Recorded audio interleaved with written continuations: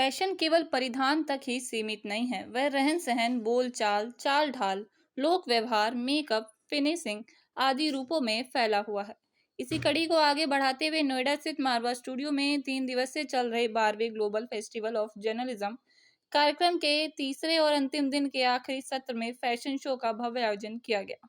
दीप प्रज्वलन के साथ कार्यक्रम की शुरुआत हुई। कार्यक्रम में डॉक्टर संदीप मारवा, नीरज ए शर्मा, प्रेट सिजोव, निधि सिंह मौजूद रहे।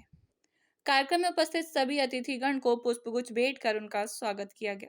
डॉक्टर संदीप मारवा ने उपस्थित सभी लोगों का शुक्रिया अदा किया और कहा, जिस प्रकार से स्टूडेंट्स ने फैशन शो में अलग अलग अंदाज में मॉडल्स ने रैंप किया है, इनकी क्रिएटिविटी और कठिन मेहनत को देखकर मुझे खुशी हुई।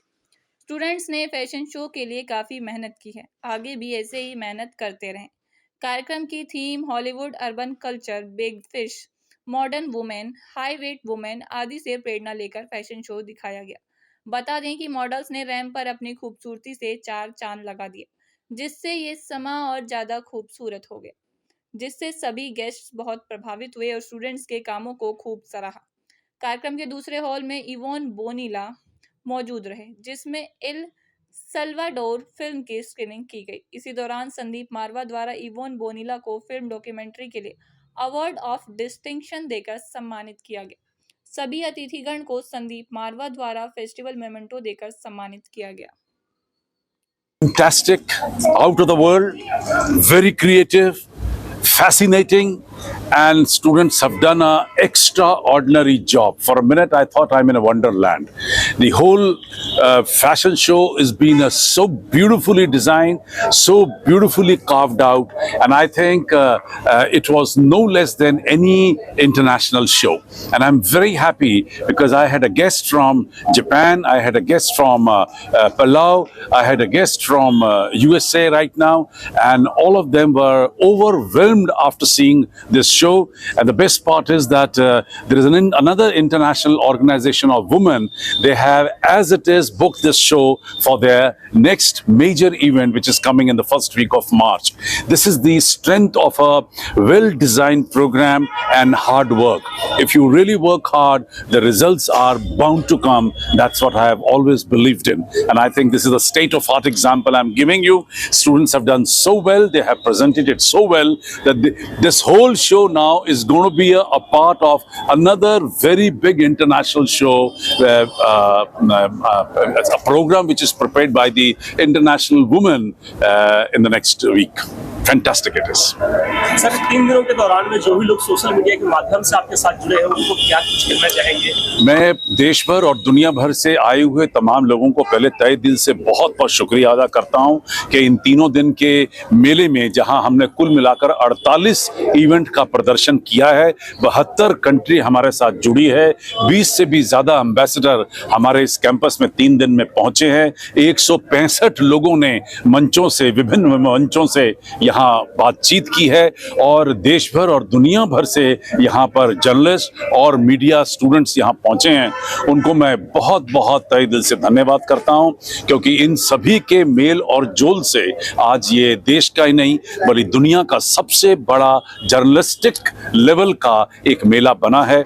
और जितने भी यहाँ पर लोग आए, उन्होंने इसे दुनिया का एकमात्र ऐसा मेला डिक्लेयर किया है, क्योंकि किसी ने भी ऐसा जर्नलिज्म का मेला अब तक कहीं किसी भी देश में नहीं देखा है। सर, जो बच्चे पत्रकारिता के क्षेत्र में आना चाहते हैं, उनको क्या कुछ करना चाहेंगे? क्या पत्रकारिता के क्षेत्र में आना सही है?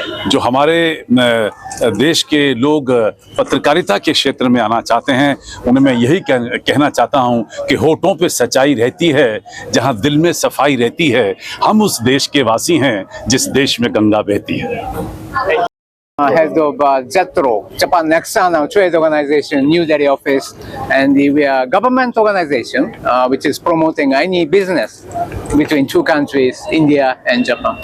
And one of our covered sector is the fashion industry. So we have the network with those Japanese fashion industry, and we support their global business. And today I participated in the fashion show, and I felt a kind of rising India. and I was convinced that maybe partnering between Indian young designers and Japanese apparel industry create something interesting, the more global business. And you may know one Japanese company, Uniqlo. They are, global the Japanese apparel companies. They are now active and expanding their business in the Indian market. So we'd like to create more, the network among Indian industry, the fashion people, designers, and those are people in Japan. And I was convinced that matchmaking will be very much successful. So I'm really looking forward to it. Thank you very much. आप लोग बहुत अच्छा करने वाले हैं। My all the best wishes with AAFT. और ये बताते हुए मुझे बहुत ही खुशी हो रही है कि इसी आफ्ट के पूरे इस माहौल में 4 साल मैंने अपने करियर का स्टार्ट किया था और 4 साल मैंने यहाँ पे इसी स्टूडियो में एंकरिंग की थी। That was my first anchoring in my life. So ये मेरी करियर का भी स्टार्टिंग प्लेस है, तो थोड़ा मेरे दिल के करीब भी है। मारवा सकली, I have no words actually. That man, एक कॉम्प्लीमेंट भी देना चाहूँगी। मुझे लगता है कि उन्होंने अपनी जो एज है उसको स्टे कर दिया है। पिछले 10 साल से मैं उनको इसी रूप में और इसी अटायर में और इसी इंथुजियाज्म के साथ देख रही हूँ। तो he is the great inspiration for all of you. I think he is a very energetic man. So हमें जब लाइफ में कुछ करना होता है तो कभी भी बैरियर्स के बारे में ना सोचें, क्योंकि बैरियर्स तो आएंगे ही। और अगर बैरियर्स आते हैं तो आप ये सोचिए कि आप और भी अच्छा और बहुत ही मजबूत होकर दौड़ेंगे, क्योंकि जितनी बार गिरेंगे उतनी बार अलग अपने आप को मजबूती के साथ खड़ा करेंगे कि ताकि हम अच्छा दौड़ पाए। तो बैरियर्स आपको हमेशा मजबूत बनाते हैं, तो बैरियर्स का हमेशा वेलकम करना चाहिए। All the very best to all the AAFT students.